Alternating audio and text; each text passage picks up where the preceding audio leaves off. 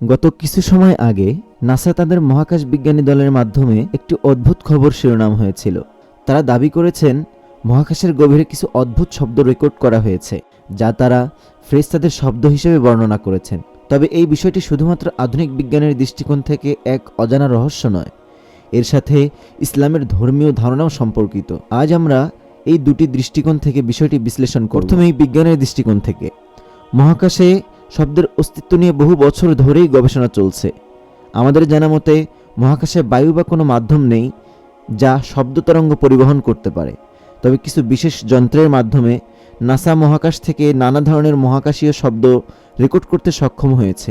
এটি আসলে কোনো সরাসরি শব্দ নয়, বরং এক ধরনের রেডিও তরঙ্গ বা সংকেত, যা পৃথিবীতে রূপান্তরিত হওয়ার পর আমাদের শ্রবণযোগ্য হয়ে ওঠে। এই গবেষণায় অনেক বিশেষজ্ঞ মনে করেন মহাকাশের বিস্তীর্ণ শূন্যতায় বিভিন্ন গ্রহ ও নক্ষত্রের মধ্যকার মিথস্ক্রিয়া থেকে এসব সংকেত সৃষ্টি হতে পারে।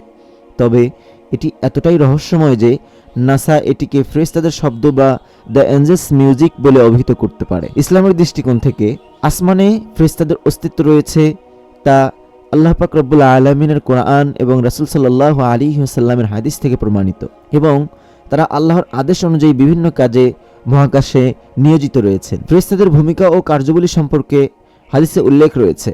হাদিসে এসেছে, ফেরেশতারা আল্লাহর ইচ্ছা অনুযায়ী কাজ করে। তারা মানুষের কাছে কোনো শব্দ বা কণ্ঠে আসে না, কিন্তু তারা নিজস্ব ভাষায় আল্লাহর নির্দেশ পালন করে।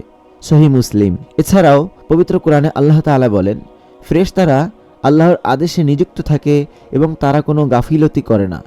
সূরা তাহরিম আয়াত নম্বর 6। মহাকাশে এই শব্দগুলো যে ফেরেশতাদের শব্দ হতে পারে তারও কিছু ধর্মীয় দৃষ্টিকোণ রয়েছে। মহাকাশের প্রতি ফেরেশতাদের উপস্থিতি রয়েছে এবং তারা আল্লাহর আদেশে মহাকাশের সমস্ত কার্যাবলী পরিচালনা করে।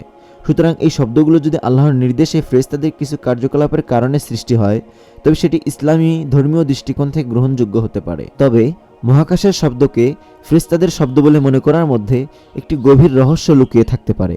বিজ্ঞান এবং ধর্ম দুই দৃষ্টিকোণ থেকেই বিষয়টি ভাবনার উদ্রেক করে। তবে মহাকাশের এই শব্দ যে একেবারেই রহস্যময় তা তো স্পষ্ট।